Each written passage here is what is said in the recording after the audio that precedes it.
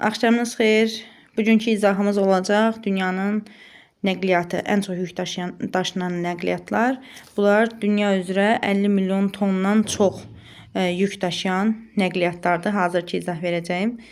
Ölkə-ölkə, materik-materik, daha sonra okeanları qruplaşdıraraq bu şəkildə izahlarını verəcəm. İlk olaraq izahımız olacaq Sakit Okeanın şərq sahillərindən. Bilirik ki, Sakit Okean şərq sahilləri Amerika qitəsi tərəfə düşür. Qərb sahilləri Asiya ilə Avstraliya tərəfə düşür. Və bura diqqətlə nəzər salırıq. Başlayırıq ABŞ-dan. ABŞ-ın limanı Valdez. ABŞ-ın Alyaska hissəsindədir. Valdezı baldızla yadımızda saxlayırıq. Baldız, pis baldızlar, yaxşı baldızlardan uzaq, pis baldızları aparıb qoymuşuq buzun içinə, Alyaskaya göndərmişik, keçsin qalsın orada. Valdez ABŞ-da. Daha sonra Vancouver Kanadada. Buradan bir dənə Vancouver Kanadadadır. Ardıcıl olaraq Seattle'dır, San Francisco'dur, Los Angeles'dir. Bunlar hamısı ardıcıl olaraq ABŞ-a aid edilir. Yadımızda qalsın. Bir dənə Vancouver Kanadanındır, Valdez'dir, Seattle'dır, San Francisco'dur, Los Angeles'dir. Bunlar aid edilir ABŞ-a və ABŞ-ın Sakit Okean sahilində yerləşən limanlarıdır. Daha sonra biz qaydırıq ABŞ-ın Atlantik Okean sahilində yerləşən limanlarına. Bu limanlar adları tanışdı bizə, rahat olacaq. Bir dənə Tampa adı bizim üçün yeni ad olacaq.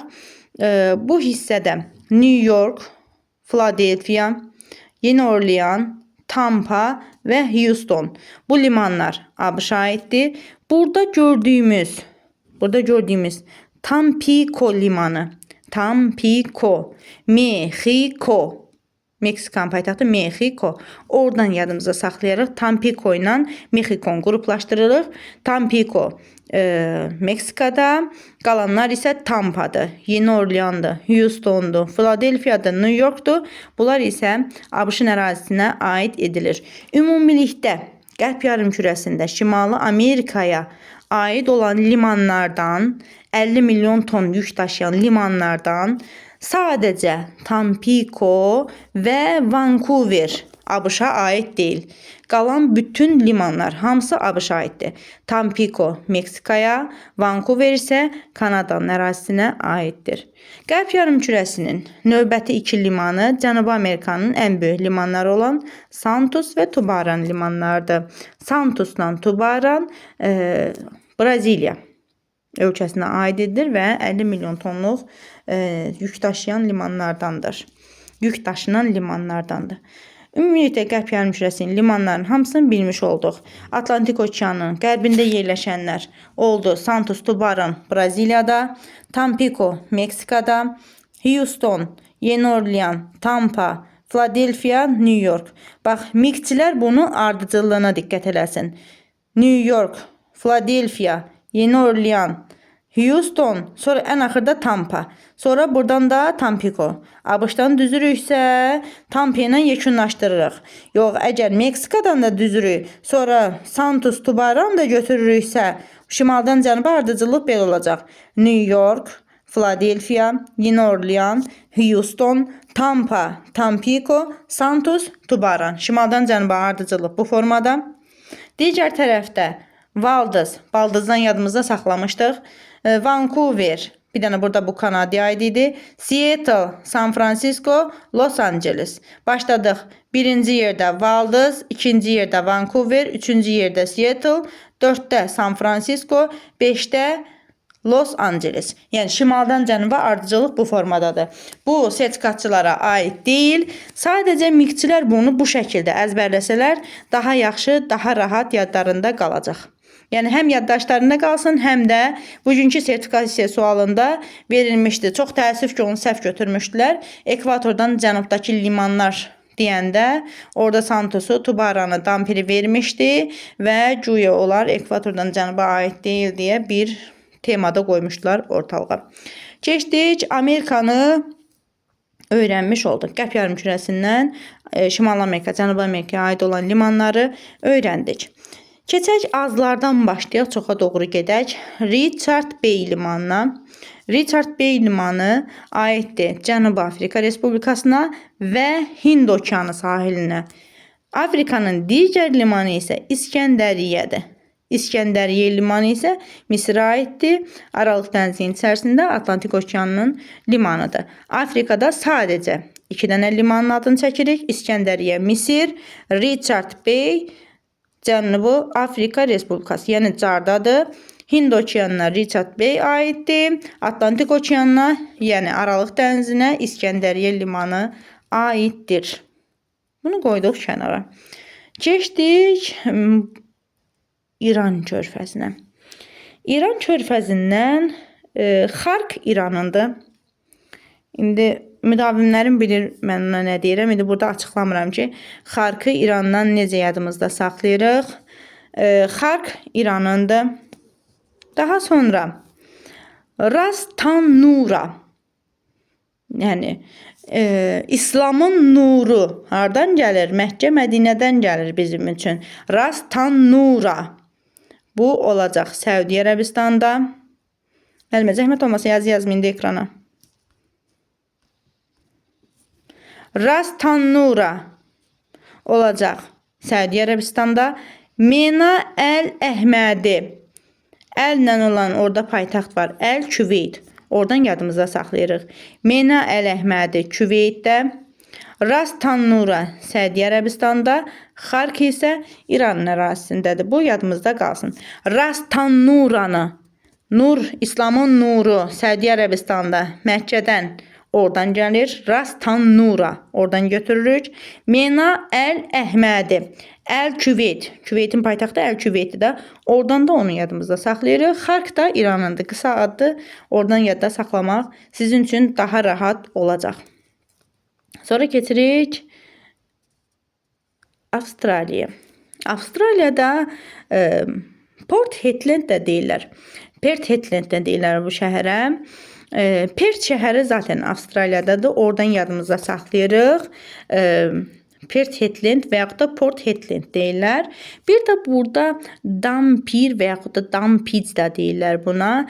Dampiri vampirdən yadınızda saxlayın. Vampir adam yeyəndir də.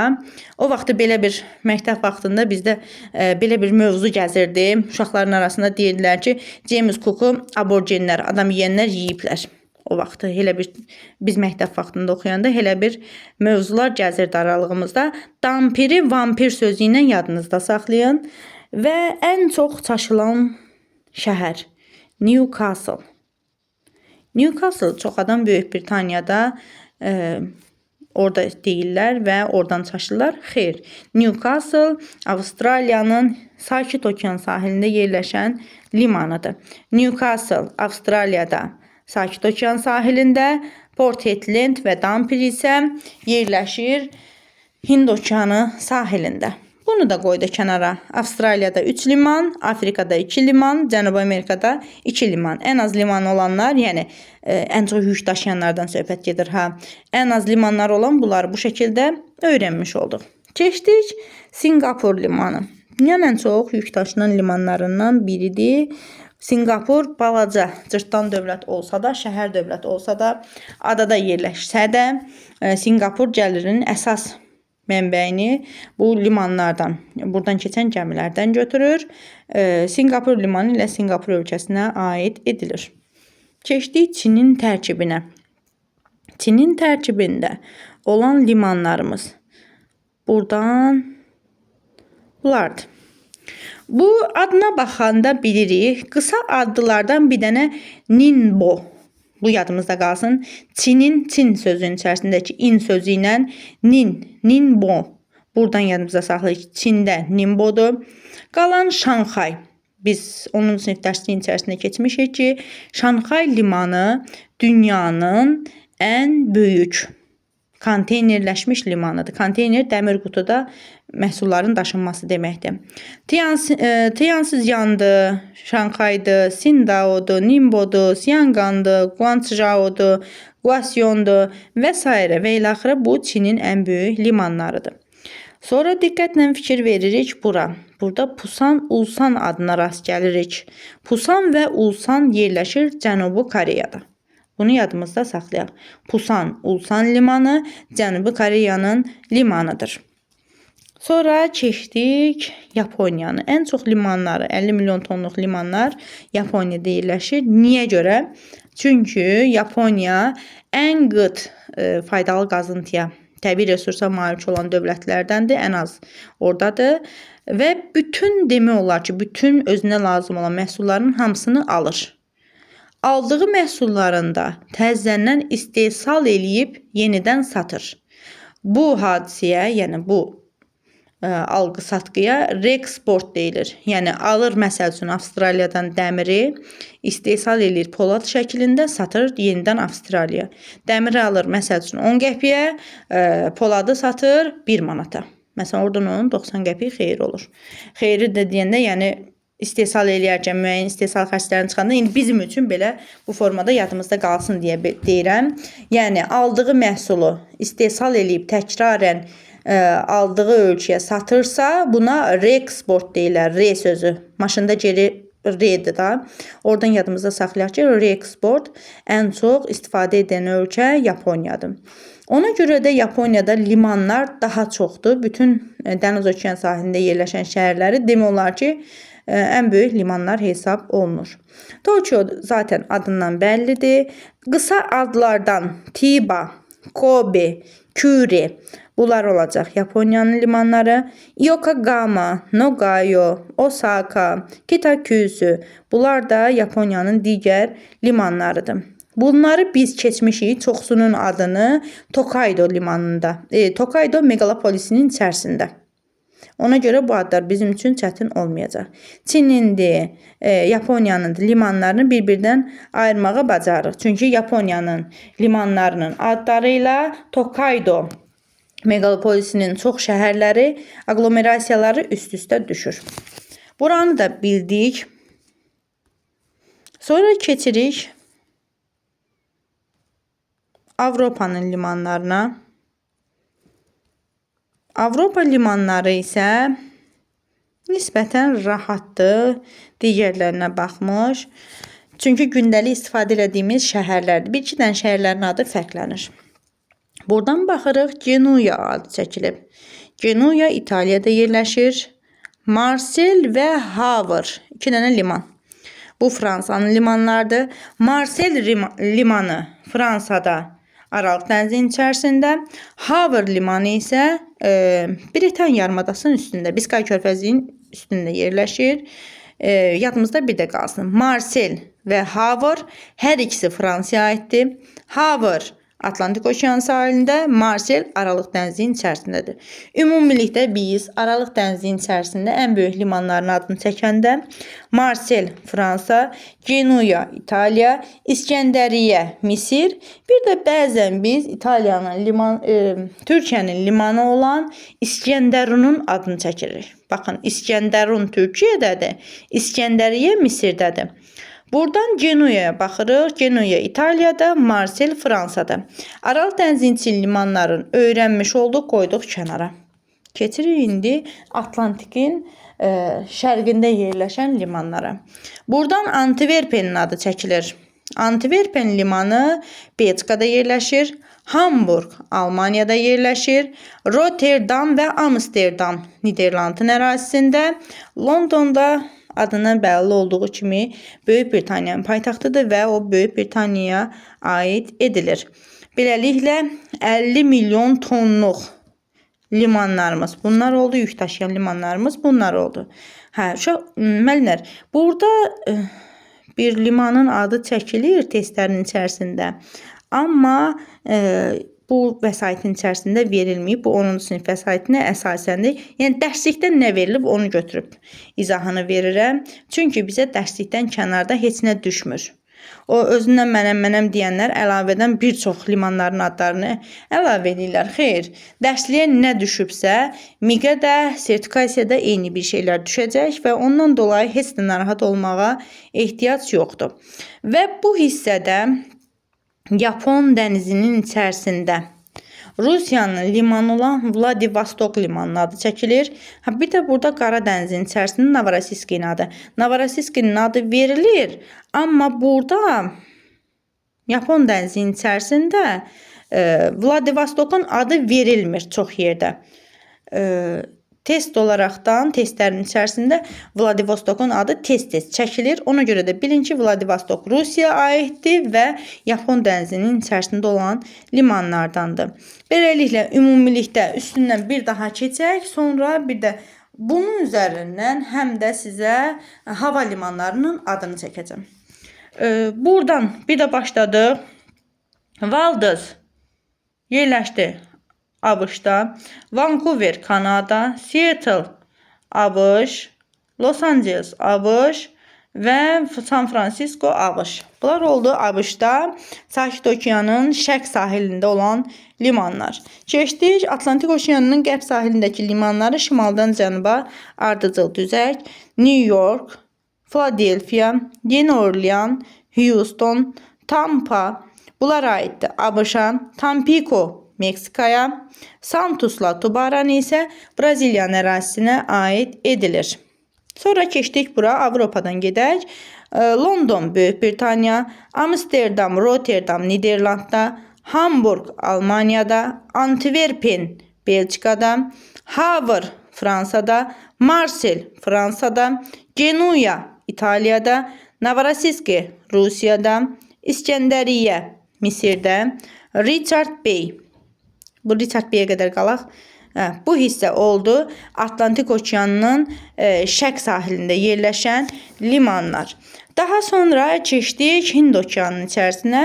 Hind Okeanının içində isə Richard Bay Carda, yəni Cənubi Afrika Respublikasında, Xark İranda, Mena Əl-Əhmədi Küveytdə, Ras Tanura Səudiyyə Ərəbistanda, Singapur isə iki okeanın aralığında yerləşir. Sakitlə Hindin aralığında yerləşir. Əsas hissə sakitə tərəf baxır. Port Hedland, bir də Dampir. Bunlar aid oldu Hind Okeanının içinə. Buradan Hind Okeanına aid olan limanlar oldu. Keçdik Newcastle, Sakit Okeanda Avstraliyanın şərq sahilində yerləşir. Sonra Guasyondur, Guangzhou'dur, Xiang'andır, Ningbo'dur, Şanxaydır, Sindao'dur, Tianjin'dir.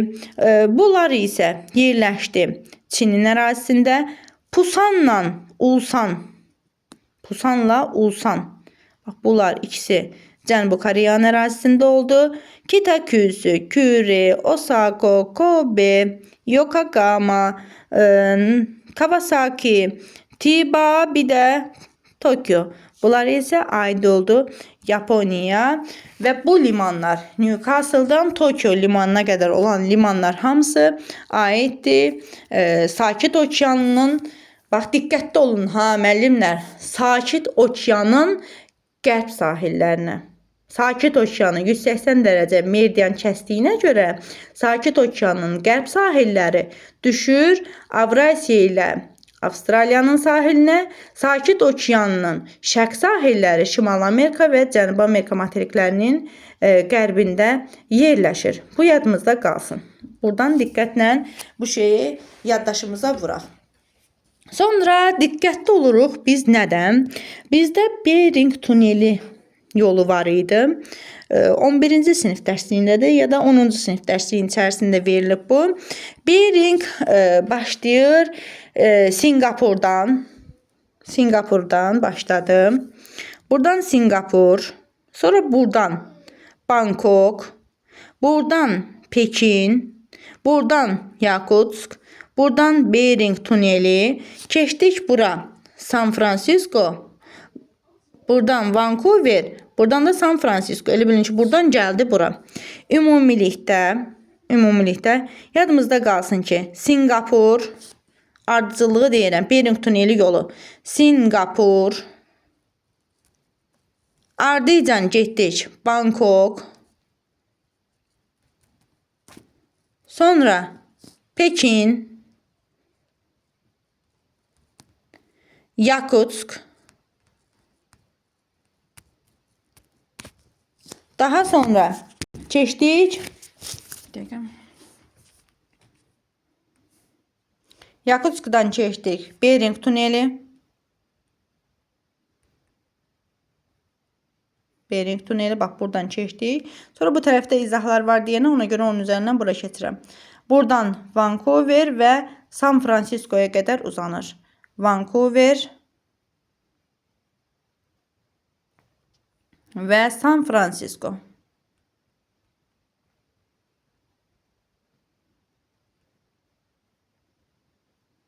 Bu yadımızda qalsın. Bu Bering tuneli yolu oldu. 10-cu sinif ya da 11-ci sinif dərsliyi hansısa biriyin içərisində, səhv etmirəmsə 10-cu sinif dərsliyin içərisində verilib və layihə kimi adı çəkilir. Bəlkə də indiyə qədər layihəsi tamamlanıb. Sonra keçdik biz dünyanın hava limanlarına. Hava limanlarına keçməmiş bir şeyi yadınızda saxlayın ki, ən ucuz nəqliyyat növü dəniz limanı olduğuna görə daha çox dənizdən istifadə olunur və dənizlər, okeanlar arasında ən çox istifadə olunan okean Atlantik okeanıdır. Yadımızda qalsın. Atlantik okeanının sahilində bu tərəfdə də inkişaf etmiş ölkələrdir. Bu tərəfdə də inkişaf etmiş ölkələrdir. Bunlar Afrikadan, Cənubi Amerikadan, ən çox faydalı qazıntı Asiyadan, faydalı qazıntı aldıqlarına görə ən çox inkişaf etmiş, ən çox dəniz limanları, ən çox inkişaf etmiş liman Atlantik okeanına aid olacaq. Son dövrlərdə Sakit okean inkişaf edib, orada daha çox gəmi limanlarından istifadə olunur, gəmilərdən istifadə olunur, dəniz nəqliyyatından yəni. Buna səbəb Sakit okeanda Yaponiyanın və ABŞ-ın qərb hissəsinin, yəni Kaliforniya hissəsinin inkişafıdır. Hələ də birincilik Atlantik okeanındadır. Səbəb nədir? Ətrafında inkişaf etmiş ölkələrdir. İnkişaf etmiş ölkələr çox şeyi özlərindəki potensial ehtiyac kimi saxlayırlar. Əslində potensial ehtiyatdan əlavə onlarda faydalı qazıntıların qıtlığı da mövcuddur. Potensial böyük kapotaj hansı limanlarda baş verir? Böyük kapotaj üçün müəlliməm, ya ölkə dəniz dəyişməlidir. Məsələn, Türkiyədə böyük kapotaj mümkündür. Aralıqdan qaraya keçirlər, qaradan məsələn Egeyə keçirlər, Egeydən Mərməriyə keçirlər. Böyük kapotaj əsasən yadınızda qalsın ki, ölkə dəniz dəyişərsə böyük kapotaj olur. Bir də dənizin sahilindəki ölkələr dəyişərsə. Məsələn, bir dənizin sahilində, məsələn, deyirsən ki, Türkiyədən Yunanistana getdin. Orada dəniz dəyişməyə bilərsən, amma ölkə dəyişmirsən. Bu da böyük kapotajdır, yadınızda qalsın. Bir də ki, ölkənin özünün bir neçə dənə dəniz limanı, fərqli dəniz limanı, məsələn, Türkiyəni oradan izah verim. Türkiyə qaradan aralığa gəlib keçəndə böyük kapotajdan istifadə eləmiş olur. Yəni, Braziliyada böyük kapotaj ola bilməz. Çünki Braziliya sadə və sadə Atlantik okeanın sahilindədir. Santusdan Tubarana çıxdım və yaxud da ki, Santusdan gəldim bura Manaus limanına. Biz 9-cu sinifdə 1700 kilometr Amazonun içərilərinə doğru irəliləyə bilmişdik Manaus limanına qədər. Bu böyük kapotaj deyil. Bu kiçik kapotajdır. Məsələn, amma Avstraliyada buradan Dampier limanından Newcastle limanına gəldiniz. Bu olacaq böyük kapotaj. Niyə? Çünki buradan okean dəyişdiniz. Əgər ki, dəniz və okean bir ölkə üçün dəniz və okean dəyişirsənsə, bu böyük kapotaj hesab olunur. Böyük kapotaj sahilində bir neçə dəniz olan, bir neçə okeana çıxışı olan ölkələr üçün xarakterikdir. Bunu yadınızda saxlayaq. Sözüm yarımçıq qaldı. Müəllimənin sualına cavab verdiyim üçün. Birinci yerdə Atlantik okeandır, dəniz nəqliyyatının yük daşımaya görə.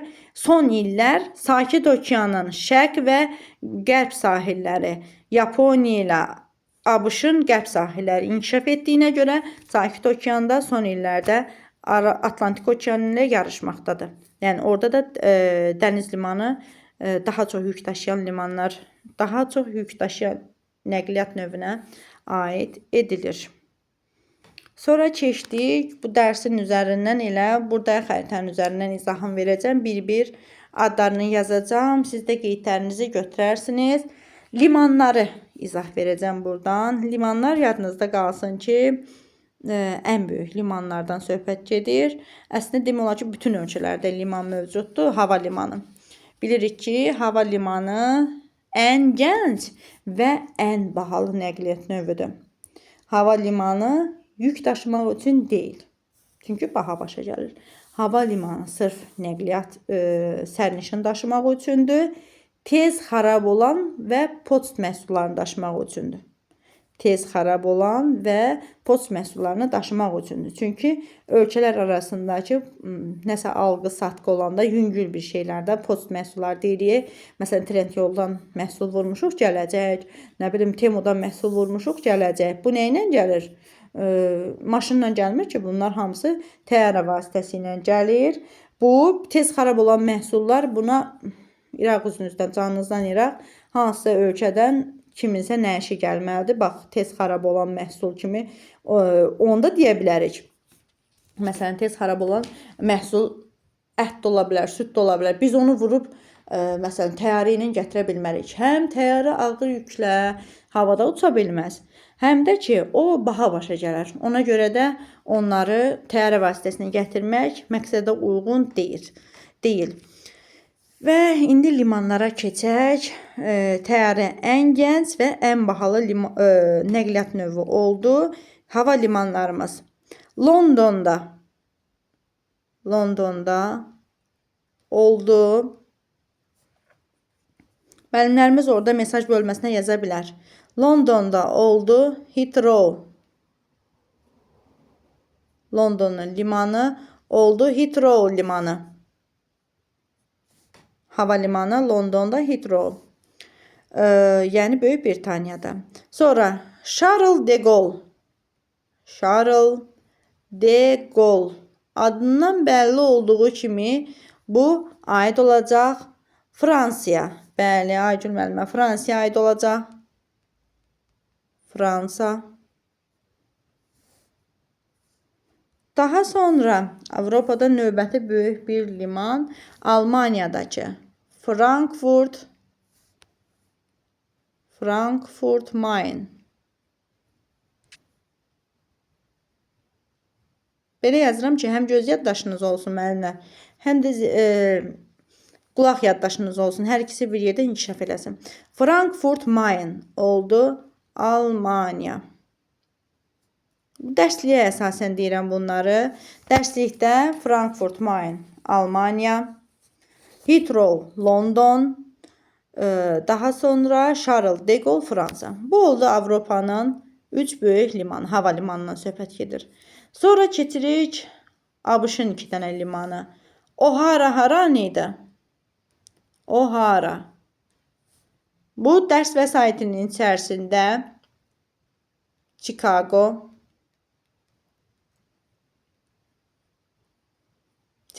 verilib.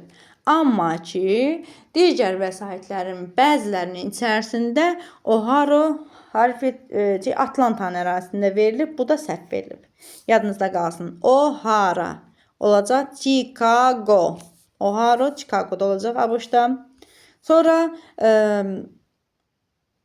Hartfield Jackson. O haradaydı? Hartfield Jackson.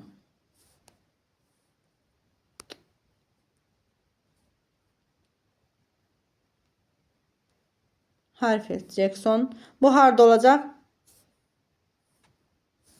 Atlanta'da. Atlanta. Yadımızda qalsın. Bu da ABŞ-ın ərazisindədir. O'Hara, Hartfield Jackson. O'Hara Chicago'da, Hartfield Jackson Atlanta'nın ərazisindədir. Daha sonra Indira Gandhi. Adından bəllidir. Hardadır Indira Gandhi?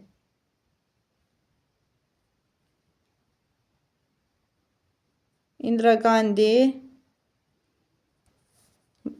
Hindistanın hökmdarlarından biri olub. Yadımızda qalsın. Hindistan. Bunlar Hindistanın hava limanı oldu Indira Gandhi. Şoudu. Hardadır?